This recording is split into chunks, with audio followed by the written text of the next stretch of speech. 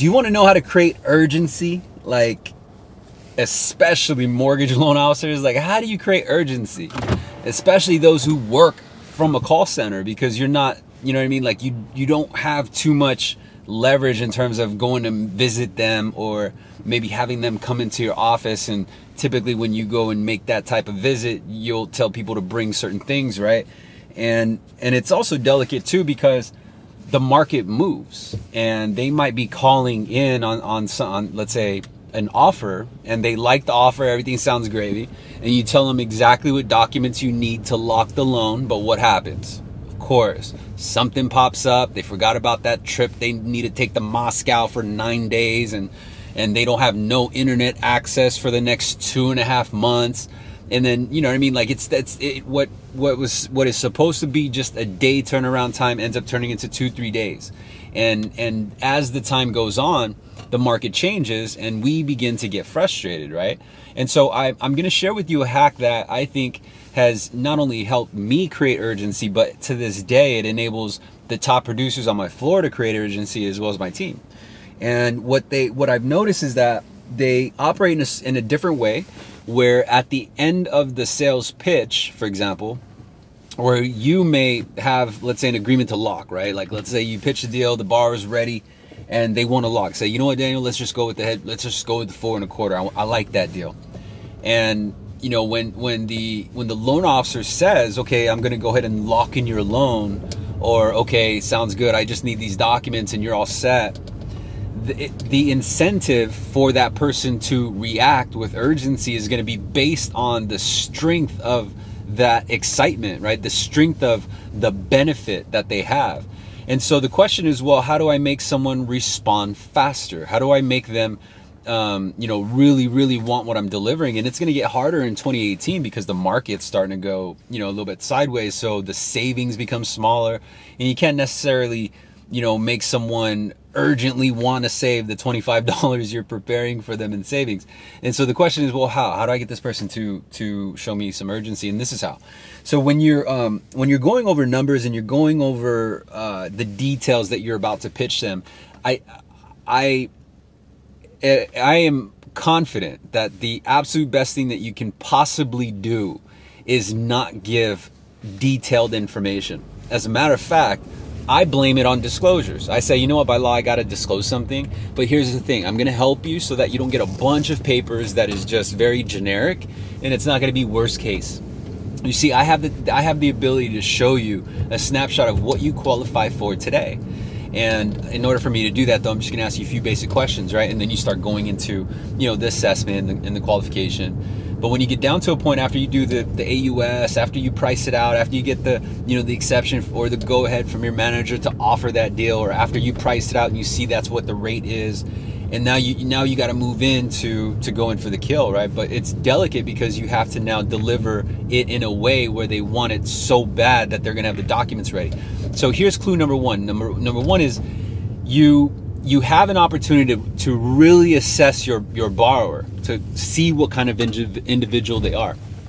And there's test questions, right? And so like in the initial first conversation, you can ask very basic questions like, hey, if you know that they're just a standard W-2 borrower, and just say, hey, you know what, do you have access to your pay stubs and your W-2 online? You know what I mean? Like, do you have an ADP portal or some sort of paycheck system portal that you can, log in and pull your tax returns on? And if they say no, say, okay, I was wondering because I wanted you to read that number for me. Well, at home, do you know where you keep it? Right? And so these are certain questions that you can ask them to remind them they know where it is. Because a lot of the times that borrowers, when they procrastinate or they just stop looking, period, is that they don't want to think about where it's at. And so if you remind them and say, oh yeah, it's in my office closet at home, it's in this one box or whatever, it just kind of reminds them how easy it is to grab it. And then there are other clues like how good they manage their credit, how organized do they sound, were they available as they mentioned, what kind of job title do they have, what kind of score do they have, what kind of, you can almost get an idea of how they're living and what in their organizational skills. Even their email address, it will tell you a lot about someone. And if you look at their payment history and everything's responsible, they got a specific job title that requires organization, you can bet that you'll have someone who knows exactly where they're at. And if you're ever doubtful and you want to know, test them. Say, you know what, I'm gonna go ahead and put some information together, the pitch, right? And say, I'm gonna go and cover it with you in a couple hours, because that's when your wife gets home, or that's when your husband gets home, and I want to make sure that they're available, and I want to make sure that they're in on this call, which you should be doing on every single pitch, especially in this market. And say at that time, just to make sure that I'm releasing accurate information, if you can, please have a recent pay stub handy, and also have a W-2, because I'm just going to verify the number on there to make sure my numbers match. And that way I'm confident in releasing this information to you without being so vague or so general. It's actually information that applies to you. So I think you'll really like that. But at the time of our meeting, please have this ready. And at the time of the meeting, you know, if they mention, oh no, you know, I never had a chance to grab that, put them on the spot. Say, you know what, you're home already. Go ahead and grab it real quick. Go ahead and take your time. I'll answer any questions you have. And if they go and grab it and they grab it quick, then at least you have the documents that they need, right? But again, you have to be cautious over the information you share with them. And so when you're going through the details, you want to be like a Windows basis, right? Like, so if you know that you can lower their rate an eighth or a quarter, you say, you know what, depending on when I'm able to validate your ability to proceed, because I still need to make sure that these numbers work, and I need to validate your ability to even cross and start the process. And so, you know, assuming that I can validate your ability to proceed, I should be able to save you X amount of dollars. And so you're not spitting out the rate, you're spitting out the savings. And if they ask you, well, what's the rate difference? And say, well, I'm actually going to put that in writing for you. But before I do, I have to validate your ability to even proceed with it. I have to make sure that I'm releasing correct information. Otherwise, I have to release it max case, meaning that I haven't verified or validated the information yet. And so now you're just looking at generic information. So what will help me, what will help you save time, is if you have these documents ready, after you send it over to me, it's only going to take like 5 to 10 minutes for me to do a quick validation, which I'm referring to the AUS, and say, you know, once I have these items in, then I should be able to confirm with you that we'd be able to start the process, and I can have an appraiser contact you about the scheduling date. But when the sale happens, and where I think most loan officers say, okay, you're all good, you're all set, I'm going to go and lock it, send me the documents, you know, within the next day if you can. Well, they already know that they're locked, and so the prospect is not necessarily acting under urgency as much as you would, because your sales manager is sweating you as to why these locks are not elevated into processing yet.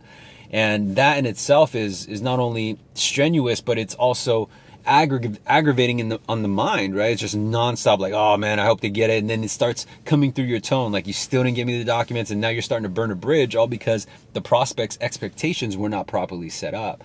And so when you're going from that pitch to okay, give me the documents, it's important that your prospect firmly believes that they don't have anything yet.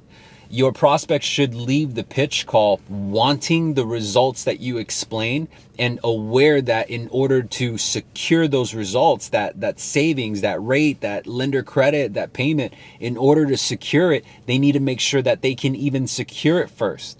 Right? And so they understand that your steps, or your documents that you need, is their stepping stone. It's their bridge to get to where they want to be, which is the results that you did very well explaining, because you got the fire sales script from salesremastered.com.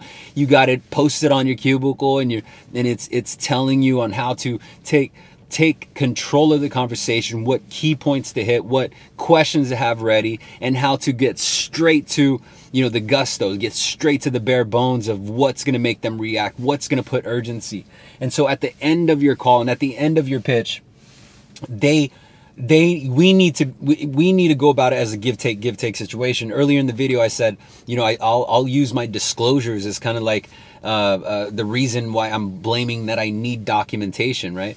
And so, you know, of course they'll want to see it in writing and say, yeah, I'm actually going to send that over to you, ask some more questions, and then say, you know, if they're still sweating you for sending the disclosure, say, yeah, no problem, I can send it right now, but I have an idea. Let's do this. If you can get me over your W-2 and your pay stub, I can actually define it for you, meaning I can confirm that you're approved today, right now, and I can actually send you pricing today, right now.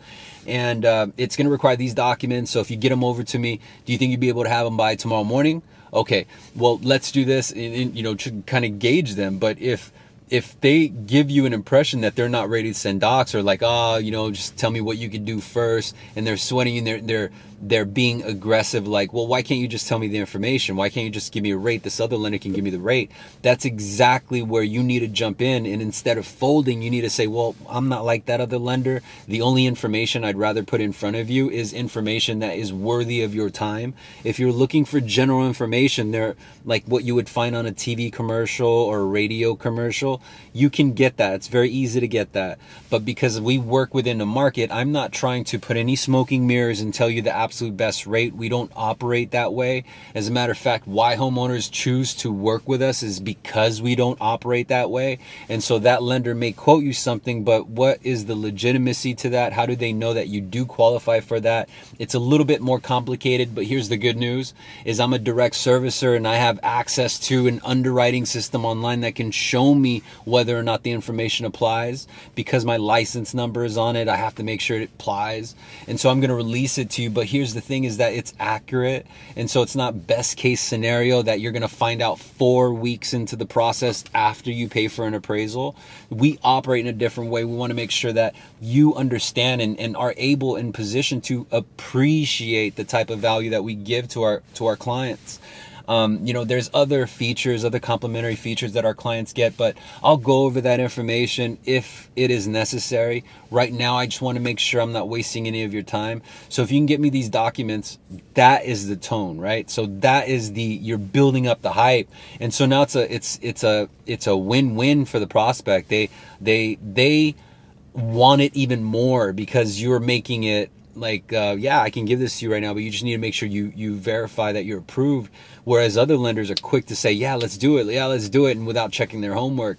And more homeowners are getting burned by this experience because the loan officer did not do the homework. So try to trick on those emotions, bring those past up, and say, hey, I don't want you to have a headache in a process time. I don't want you to have to go back and forth with documents.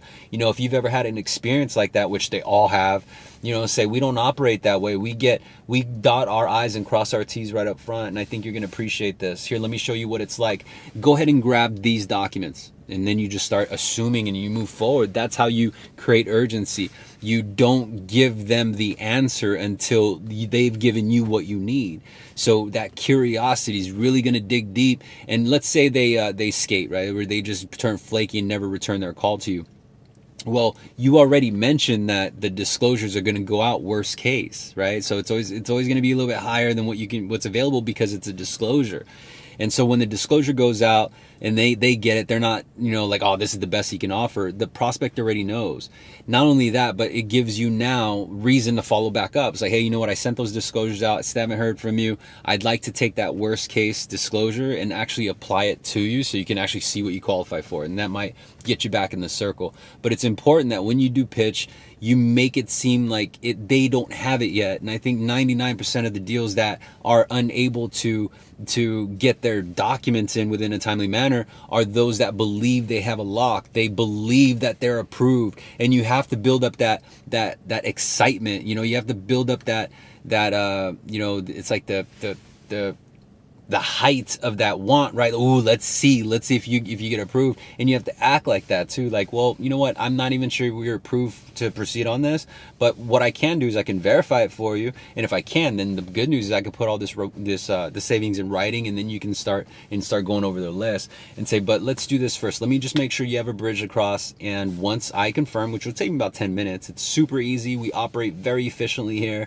I'll go ahead and confirm that you have a bridge across, and we can get an appraiser out there and get this savings kicked in right away. So I hope this video helps. Please leave your comments below. Let me know if this technique would help you, and if you have a better technique, leave it below. Let the world know. I appreciate your time, and I'll see you in the next video. Bye.